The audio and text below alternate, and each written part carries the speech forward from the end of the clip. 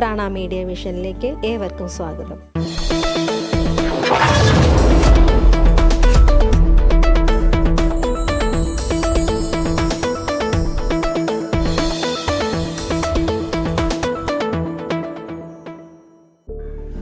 ഇന്ന് നമ്മൾ പരിചയപ്പെടാൻ പോകുന്നത് ധനുരാസനം. ധനുരാസനത്തിൻ്റെ ഗുണങ്ങളെക്കുറിച്ചും അത് ചെയ്യേണ്ടുന്ന വിധവും ഇന്ന് നമ്മൾ പരിചയപ്പെടുന്നു.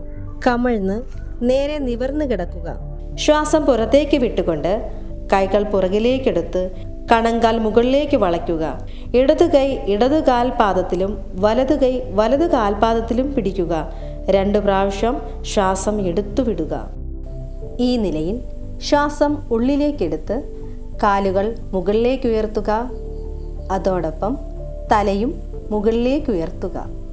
കാലിൻ്റെ മുട്ടുകൾ അല്പം വിടർത്തി കാലുകളും ഉടലും ഉദരത്തിൽ പൂർണ്ണമായും ശക്തി കൊടുത്തുകൊണ്ട് മുകളിലേക്ക് വളയ്ക്കുക.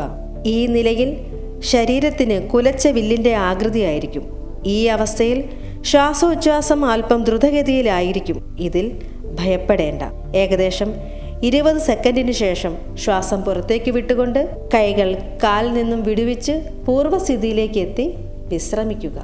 ധനുരാസനം പതിവായി ചെയ്താൽ ഉണ്ടാകുന്ന ഗുണങ്ങൾ. നട്ടലിന് ഏറെ വഴക്കം നൽകുന്ന ആസനമാണിത്. ഇതിൻ്റെ ക്രമമായ അഭ്യാസം സ്പോണ്ടിലോസിസ് തുടങ്ങിയ നട്ടല് സംബന്ധമായ ആരോഗ്യ പ്രശ്നങ്ങൾക്ക് ശമനമുണ്ടാകുന്നു. ദഹനേന്ദ്രിയങ്ങൾ ഊർജ്ജസ്വലമാക്കുന്നു.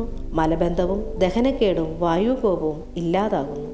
ധനുരാസനത്തിൻ്റെ നിത്യപരിശീലനം ശരീരത്തിൽ കൊഴുപ്പ് കുറയ്ക്കാൻ സഹായിക്കുന്നു. പാൻക്രിയാസിനെ ക്രമീകരിക്കുന്നതിനാൽ പ്രമേഹ രോഗികൾക്ക് ഇത് ഉത്തമമാണ്. സ്ത്രീകൾക്ക് ധനുരാസനം വളരെ പ്രയോജനകരമാണ്. മാരടം വികസിക്കുന്നതിനാൽ ആസ്മ പോലുള്ള ശ്വാസകോശ സംബന്ധമായ അസുഖങ്ങൾക്ക് ശമനമുണ്ടാകുന്നു. അസ്ഥികൾക്ക് പൊതുവെ ശക്തി നൽകുന്നു.